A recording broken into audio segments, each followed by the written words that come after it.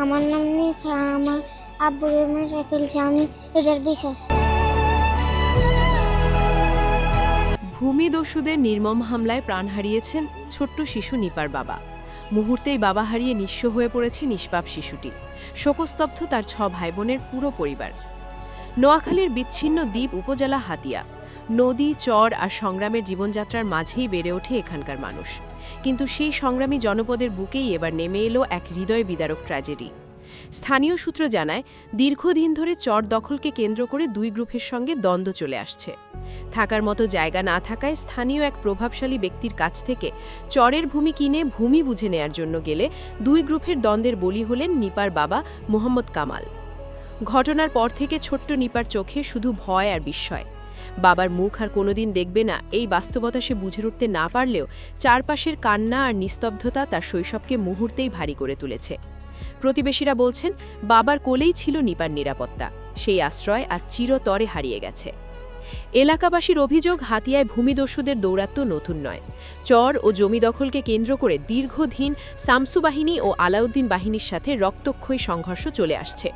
প্রশাসনের তৎপরতা না থাকায় অপরাধীরা আরও বেপরোয়া হয়ে উঠছে বলে দাবি স্থানীয়দের।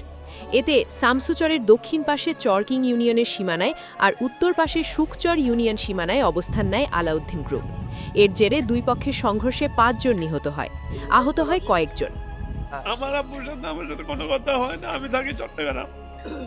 আমি কালকে শোনার পর আমি চলে আসছি। আমার স্ত্রী সন্তানদেরকে নিয়ে আসতে আসতে রাতের 11টা বাজে গেছে। আমার ছোট ভাই এখানে ছিল। ছোট ভাইয়ের সাথে কথা বলছি, এই পত্র এখানে আসছি। এই দুটোকে আমরা কিছু জানি না।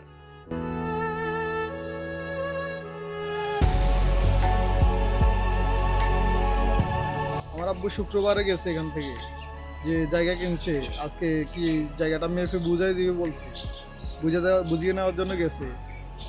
কালকে মঙ্গলবার চলে আসার কথা, সকালে চলে আসবে, আর সকালে বের হতে পারে না এখন, কারণ লাশ হয়ে বের হয়েছে আর কি কালকে সন্ধ্যের পরে।